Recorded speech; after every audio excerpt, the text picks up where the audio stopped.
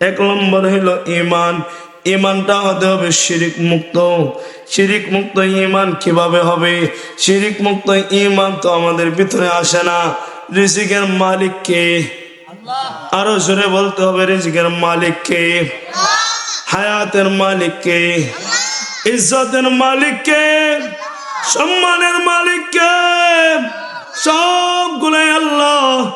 আমার এখন ইয়াকিন আর বিশ্বাস হলো, আমি যদি চাকরি না করি, আমি যদি ক্ষেত খামারে কাজ না করি, আমার ছেলে যদি বিদেশে না থাকে, তাইলে আমি খেতে পারবো না। এরকম বিশ্বাস না আমাদের? আমি চাকরি না করলে আমি খেতে পারবো না, আমার ছেলে বিদেশে না থাকলে আমি খেতে পারবো না। আরে মানুষ, আল্লাহ তো তোমাকে আমাকে পৃথিবীতে পাঠানোর 50,000 বছর আগে আল্লাহ রিজিক পাঠাই দিছে। কত বছর আগে? আমার মালিক তো কিবর নয়, আমার মালিক তো দিতে চায়, আমরা নিতে পারি না। কতক্ষণ ঠিক কিনা? একটা চড়াই সকালবেলা বাহির হয়, বিকালবেলা তার পেটে খাবার নিয়ে ঢুকে। একটা কাপ সকালবেলা বাহির হয়, বিকালবেলা পেট ভরে আবার বাসায় ফিরে। আরে মানুষ, তোমাকে তো আল্লাহ সেই কাক থেকে, সেই চরক থেকে, সমস্ত মাখলুকাত থেকে আল্লাহ তো তোমাকে সম্মানী মাখলুকাত বানিয়েছে। এরপরে তোমার কেন কৃপণতা আছে? এরপরে তুমি কেন মালিককে বলে গেছো? এরপরে তুমি মালিকের ইবাদত বন্দেগী থেকে কেন সরে গেছো?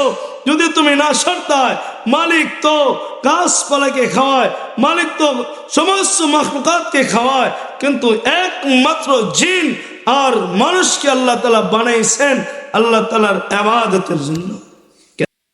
ওয়ালাকাদ যারানা লিজাহান্নামা কাসীরাম মিনাল জিন্নি ওয়াল ইনস। আল্লাহ রাব্বুল আলামিন মানুষ এবং জিনের অধিকাংশকে বানাইছেন জাহান্নামে জানানোর জন্য। নাউজুবিল্লাহ বলেন। আল্লাহ আরেক আয়াতের মধ্যে বলতেছেন, ওমা খালাকতুল জিন্না ওয়াল ইনসা ইল্লা লিয়াবুদুন।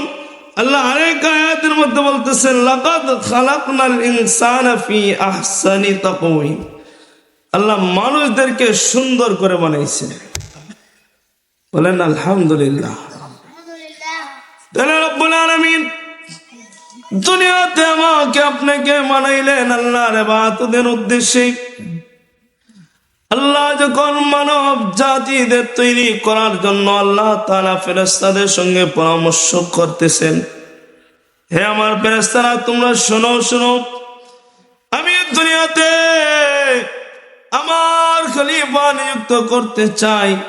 ফেরেশতারা ডাক দিয়ে বলে, রব্বুল আলামিন, এরা তো দুনিয়াতে মারামারি করবে, কাটাকাটি করবে, কেন?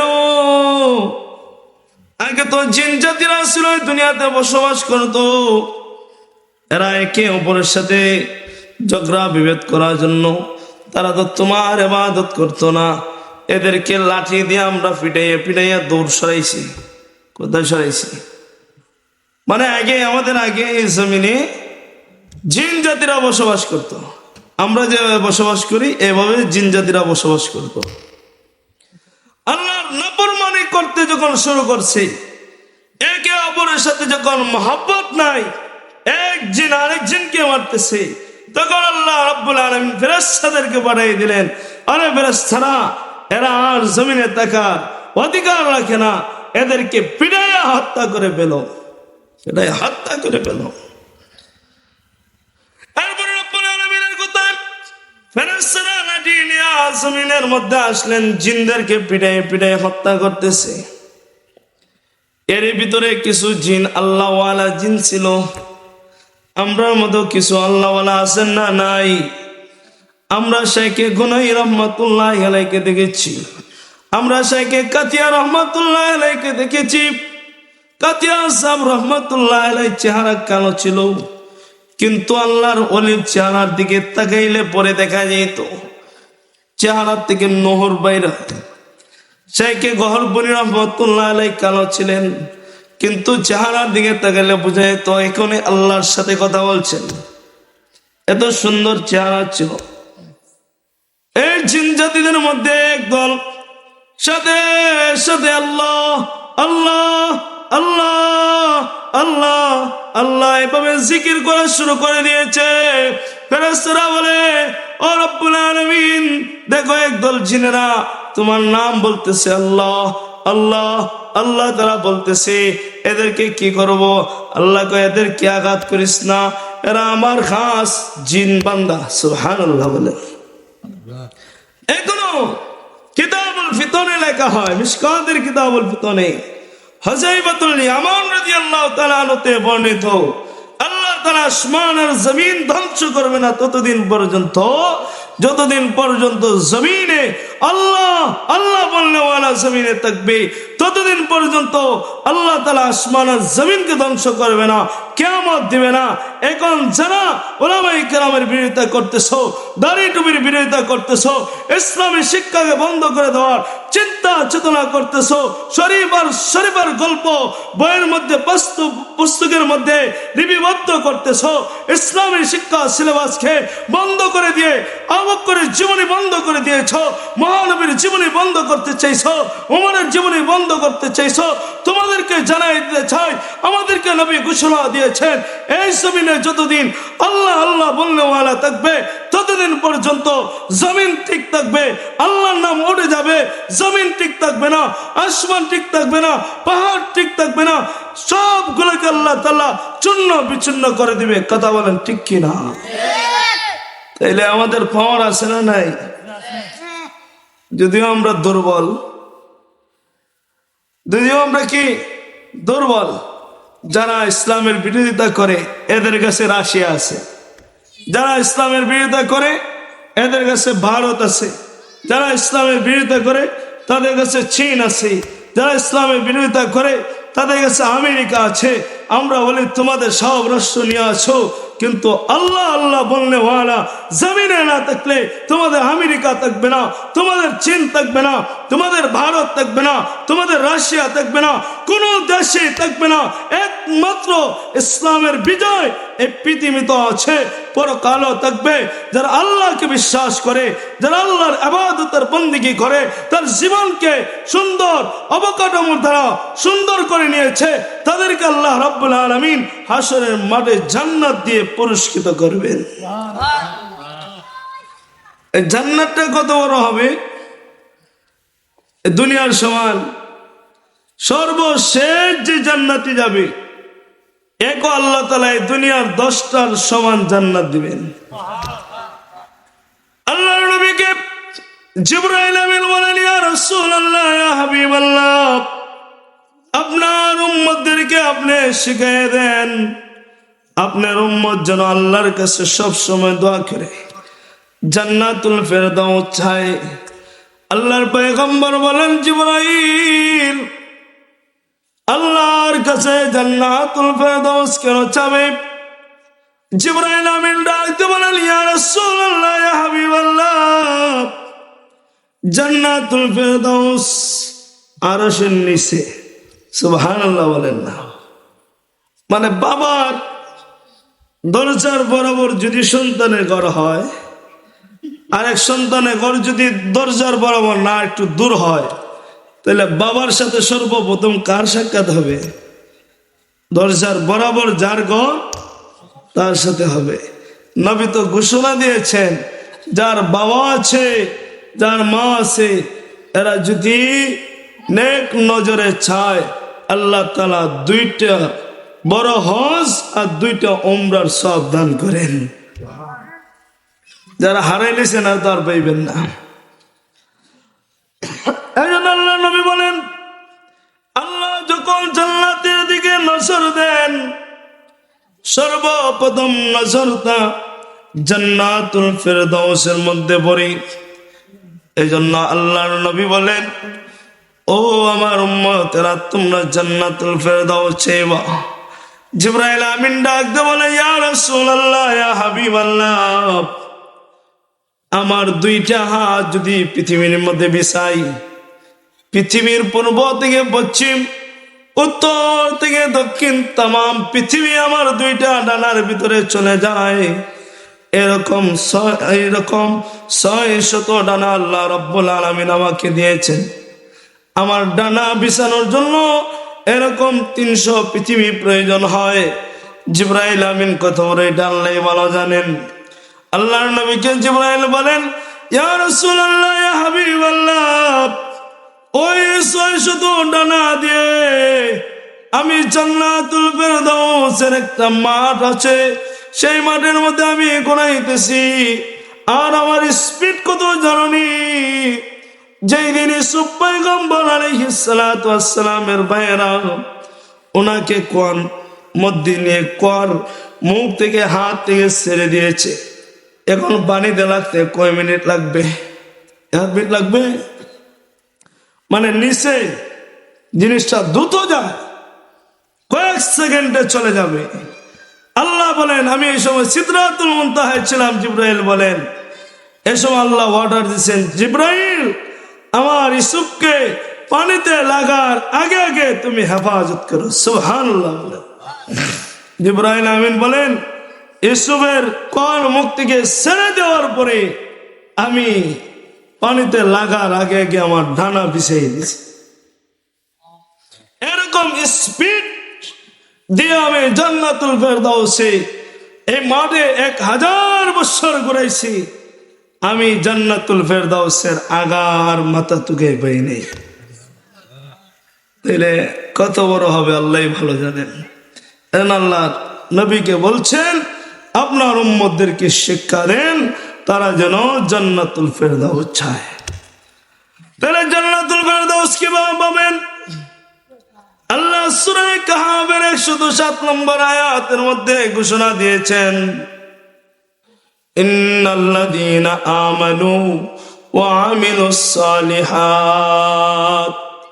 2টা আমলের মাধ্যমে, একটা হলো ঈমান, একটা হলো নেক আমল। 2টা জিনিস থাকলে পরে আল্লাহ কানাত লাহুম জান্নাতুল ফিরদাউসি নুজুলা, আল্লাহ সুবহানাহু ওয়া তাআলা জান্নাতুল ফিরদাউস দিয়ে দিবেন।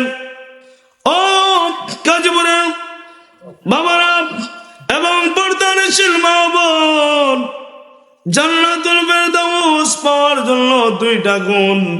1 নম্বর হলো ঈমান। ঈমানটা হতে হবে শিরিক মুক্ত।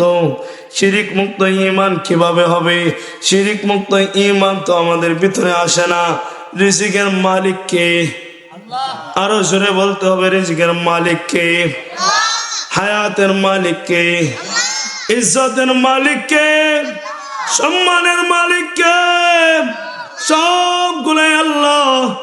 আমার এখন ইয়াকিন আর বিশ্বাস হলো, আমি যদি চাকরি না করি, আমি যদি ক্ষেত খামারে কাজ না করি, আমার ছেলে যদি বিদেশে না থাকে, তাইলে আমি খাইতে পারবো না। এরকম বিশ্বাস না আমাদের? আমি চাকরি না করলে আমি খাইতে পারবো না, আমার ছেলে বিদেশে না থাকলে আমি খাইতে পারবো না। আরে মানুষ, আল্লাহ তো তোমাকে আমাকে পৃথিবীতে পাঠানোর 50,000 বছর আগে আল্লাহ রিজিক পাঠাই দিছে। কত বছর আগে? আমার মালিক তো কৃপণ নয়, আমার মালিক তো দিতে চায়, আমরা নিতে পারি না। কতক্ষণ ঠিক কিনা? একটা চড়াই সকালবেলা বাহির হয়, বিকাল বেলা তার পেটে খাবার নিয়ে ঢুকে। একটা কাক সকাল বেলায় বাহির হয়, বিকাল বেলায় পেট ভরে আবার বাসায় ফিরে। আরে মানুষ, তোমাকে তো আল্লাহ সেই কাক থেকে, সেই চড়ক থেকে, সমস্ত মাখলুকাত থেকে আল্লাহ তো তোমাকে সম্মানী মাখলুকাত বানিয়েছে। এরপরে তোমার কেন কৃপণতা আছে? এরপরে তুমি কেন মালিককে বলে গেছো? এরপরে তুমি মালিকের ইবাদত বন্দেগী থেকে কেন সরে গেছো? যদি তুমি না সরতায়, মালিক তো গাছপালাকে খাওয়ায়, মালিক তো সমস্ত মাখলুকাতকে খাওয়ায়, কিন্তু একমাত্র জিন আর মানুষকে আল্লাহ তাআলা বানাইছেন আল্লাহ তাআলার ইবাদতের জন্য। কেন? ইবাদতের জন্য। ইবাদত করলে মালিকের লাভ হবে? আল্লাহ তাআলার কোনো লাভ নাই। লাভ আর লস যা হয় আমাদের। ইবাদত করলে জান্নাতে যাইবা, ইবাদত করতে না জাহান্নামে যাইবা। এবার আবার কিছু মানুষ ইবাদত করেও জাহান্নামে যাবে। কেন? যে হাদিস পড়েছিলাম, عن عمر بن الخطاب رضي الله تعالى عنه قال قال رسول الله صلى الله عليه وسلم إنما الأعمال بالنيات নিশ্চয় সমস্ত কাজগুলো হলো নিয়তের উপরে নির্ভরশীল। নিয়ত যত ভালো হবে, নিয়ত যত পাকাপোক্ত হবে, আপনার ইবাদত মালিকের কাছে তত পাকাপোক্ত হবে। সুবহানাল্লাহ বলে। এখানে বসছেন, আল্লাহ তাআলা সমস্ত সগীরা গুনাহ মাফ করে দিয়েছে। কি সমস্ত সগীরা গুনাহ মাফ করে দিয়েছে। আমি যে হাঁটতেছি, হাঁটার সময় গাছের পাতা ছিঁড়তেছি, ছিঁড়ি কি ছিঁড়ি না? অভ্যাস আছে না? ক্ষেত দেখা গেছি, ক্ষেতের পাতা, ধানের পাতা ছিঁড়তেছি, কোনো কাজ নাই, এমনি ছিঁড়তেছি। এখন বস্ত হইতে পারে গরুর লাই ঘাস কেটে আনি, এটাও কি না? এটা তো গরুর জন্য। এই যে পাতা অযথা ছিঁড়লাম, প্রথম অবস্থায় এটা সগীরা গুনাহ হয়। এরপরে যদি এটা আমার অভ্যাস হয়ে যায় গাছের পাতা ছিঁড়া, এটা কবিরা গুনাহ হয়ে যায়। কি হয়ে যায়? কবিরা গুনাহ হয়ে যায়। কবিরা গুনাহ তওবা ছাড়া মাফ হবে না। সগীরা গুনাহ ওযু করলে মাফ হয়ে যায়। সগীরা গুনাহ ওয়াজ মাহফিলে আসলে মাফ হয়ে যায়। যদি ওয়াজ মাহফিলে এসে যদি মালিককে ডাকার মতো একবার বলতে পারেন আস্তাগফিরুল্লাহ আস্তাগফিরুল্লাহ ইন্নাল্লাহা গফুরুর রহিম, আরে মালিক জীবনে যত গুনাহ করছি, আরে মালিক জীবনে বহুত পাপ করে ফেলছি, আরে মালিক জানিয়া বুঝিয়া করছি, আরে মালিক তুই মাফ করে দে। মালিক কয় বান্দা তুই চা আর আমি তোরে মাফ করে দিলাম। এই মালিক তো এখনো আসে না নাই? আবু হুরায়রা বলেন আল্লাহ শেষ রাত্রে প্রথম আসমানের মধ্যে আসেন, আসে আল্লাহ ডাক দে, ওরে গুনাহগার বান্দা কে আছো? জাগ্রত হয়ে আমার কাছে চাও, আমি তোমার মাফ করে দেব। আরে বাবাবি তুমি চাও, আমি তোমার অভাব দূর করে দিব। আরে পেরেশানি যুক্ত বান্দা আমার কাছে চাও, আমি তোমার পেরেশানি দূর করে দিব। আল্লাহ পাক রব্বুল আলামিন শেষ রাত্রে প্রথম আসমানে এসে সুবে সাদিক পর্যন্ত বান্দার বান্দীদেরকে ডাকে। যে বান্দার বান্দি শেষ রাত্রে উঠে মালিকের কদমে সেজদা দিতে পারে, মালিকের কদমে দাঁড়াইয়া, মালিকের কদমের সামনে দাঁড়াইয়া সুবহান রাব্বিয়াল আযিম বলতেছে, সুবহান রাব্বিয়াল আলা বলতেছে, ইয়াকা নাবুদু ওয়া ইয়াকা নাস্তাইন বলতেছে। মালিক কয় ফেরেশতা দেখ দেখ, তোরা বলছিলে আমার বান্দার বান্দিরে বানাইতাম না, দেখ এখন আমার বান্দার বান্দি আমাকে সুবহান রাব্বিয়াল আলা বলতেছে, সুবহান রাব্বিয়াল আযিম বলতেছে। আমার বান্দা ইয়াকা নাবুদু ওয়া ইয়াকা নাস্তাইন বলতেছে। আরে ফেরেশতারা সাক্ষী থাক, আমার বান্দার বান্দির জিন্দেগীর সমস্ত গুনাহ খাতা আমি আল্লাহ মাফ করে দিলাম। বলেন না সুবহানাল্লাহ। সে মালিক আছেন না নাই? 100টা খুন করছে, 100টা খুন করছে, মালিকের কাছে চাইছে, মালিক মাফ করে দিছে। এই মালিক তো এখনো আছে, মালিক তো এখনো মরে নাই এবং ভবিষ্যতেও মরবে না। এমন এক মালিককে আমরা মানছি, যে মালিকের মরণও নাই, যে মালিকের ঘুমও নাই, যে মালিকের তন্দ্র নাই। কথা কোন ঠিক কিনা? দুনিয়ার বাদশা দিনের বেলা কাজ করে, রাত্রে ঘুমায়। অনেক বাদশা আছে, অনেক চেয়ারম্যান মেম্বার আছে যারা চেয়ারম্যানের নির্বাচনে আগে আমার আপনার দরে দরে ধর্ণা দেয়। নির্বাচন চলে গেলে একটা স্বাক্ষরের লাগি 6 জোড়া জুতা ছিড়বেন, এবার আপনার কাছে আসে না। কথা কোন ঠিক কিনা? এরকম জনপ্রতিনিধি আমাদের অভাব নাই। এজন্য রব্বুল আলামিন দুনিয়াতে আমাকে আপনাকে পাঠাইছেন মালিকের ইবাদত করবেন। ইবাদতটা হবে প্রথমেই আল্লাহ তাআলার হুকুম, নামাজ। কি হবে? নামাজ। বুনিয়াল ইসলামু আলা খামসিন শাহাদাত আল্লা ইলাহা ইল্লাল্লাহ ওয়া আন্না মুহাম্মাদান আবদুহু ওয়া রাসূলুহু ইকামুস সালাত। আল্লাহর নবী বলেন, মিশকাতের হাদিস আল্লাহর নবী বিশ্ব নবী রাহমাতাল লিল আলামিন বলেন, যারা কালিমা শাহাদাতের সাক্ষী দিলাম এদের উপরে সর্বপ্রথম হুকুম হইল নামাজ। নামাজ পড়লে কি হবে? আল্লাহ তাআলা 5টা পুরস্কার দিবেন। কটা পুরস্কার? একটা দুনিয়াতে, 4টা পরকালে। দাওয়াত তাবলীগের নিসবতে অনেক ভাইয়েরা এই কথা জানেন। দাওয়াত তাবলীগের ফাজাইলে আমল যিনি লিখেছেন শাইখুল হাদিস আল্লামা জাকারিয়া রহমাতুল্লাহ আলাইহি, যিনি আমার দাদা উস্তাদ। কি উস্তাদ? আমার উস্তাদ শেখ হাবিগঞ্জি তাবাজ্জুল হক হাবিগঞ্জি রহমাতুল্লাহ আলাইহি। চেনেন না আপনারা? জানাজার ইতিহাস হয়ে রয়েছে। মরার আগে আমরা চিনি নাই, মরার পরে হবিগঞ্জবাসী চিনছে যে শেখ হবিগঞ্জি কি ছিল।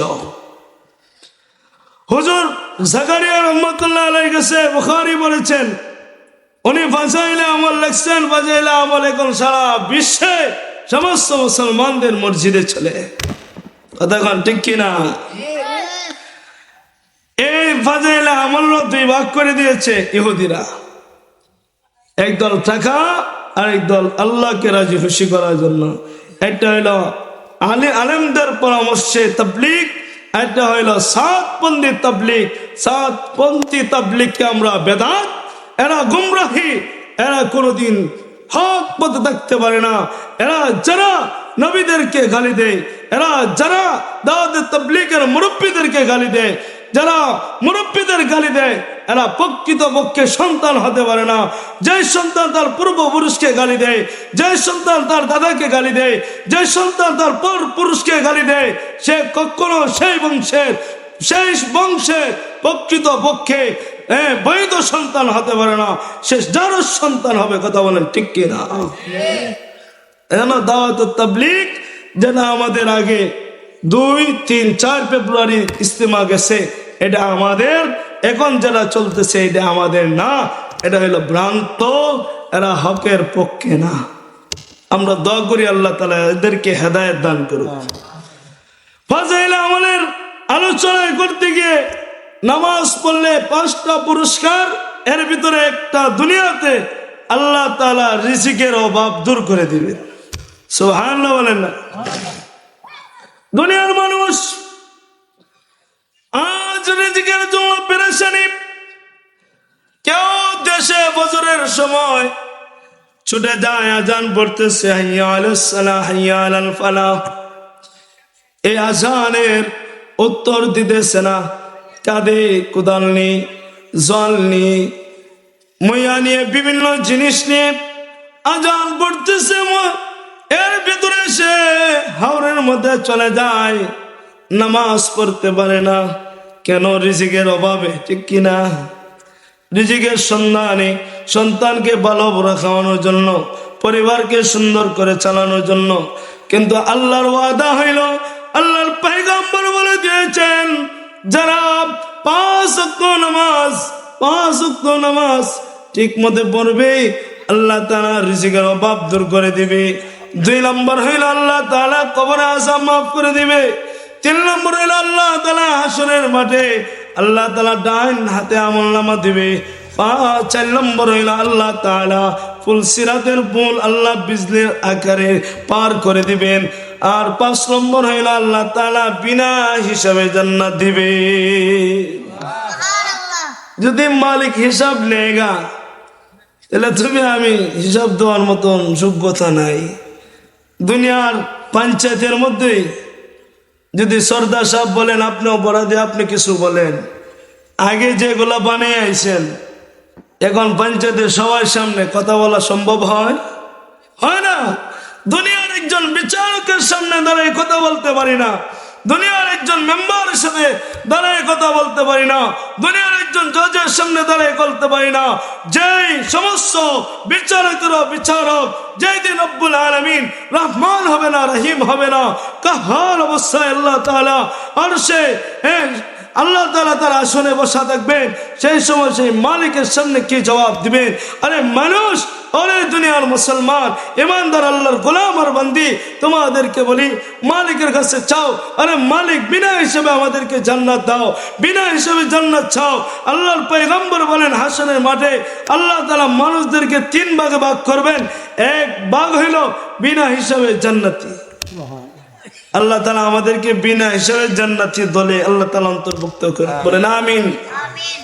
আরেক দল হইল বিনা হিসাবে জাহান্নামী, আরেক দল হইল হিসাব করে কেউ জান্নাতি কেউ জাহান্নামী, কেউ জান্নাতি কেউ জাহান্নামী। বুখারী রওয়ায়াত, আবু হুরায়রা রাদিয়াল্লাহু তাআলা আনহু বর্ণনা করেন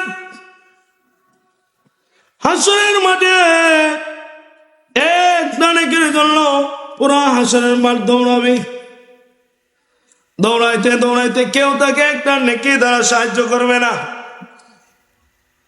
সে তার ভাইয়ের কাছে যাবে। আল্লাহ আমাদেরকে ওয়াজ করে বুঝাই দিয়েছেন, ইয়াউমা ইয়াফিরুল মারউ মিন আখি ওয়া উম্মিহি ওয়া আবি ওয়া সাহিবাতিহি ওয়া বানি।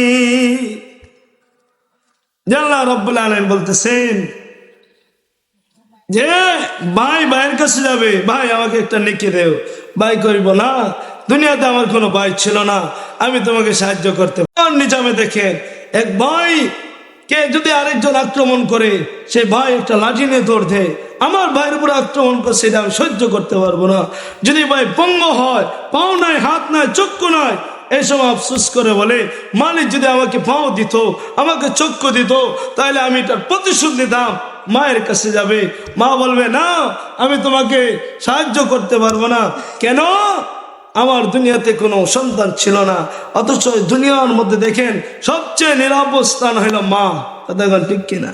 এজন্য রাব্বুল আলামিন আমাদেরকে ওয়াজ করে বুঝাইছেন, দুনিয়াতে মা আর ভাই আমাকে সহযোগিতা করে, বাবা আমাকে সহযোগিতা করে, কিন্তু পরকালে তারা আমাকে সহযোগিতা করবে না। এজন্য হাসরের মাঠে দৌড়াবে একটা নেকির জন্য, কিন্তু নেকি পাবে না।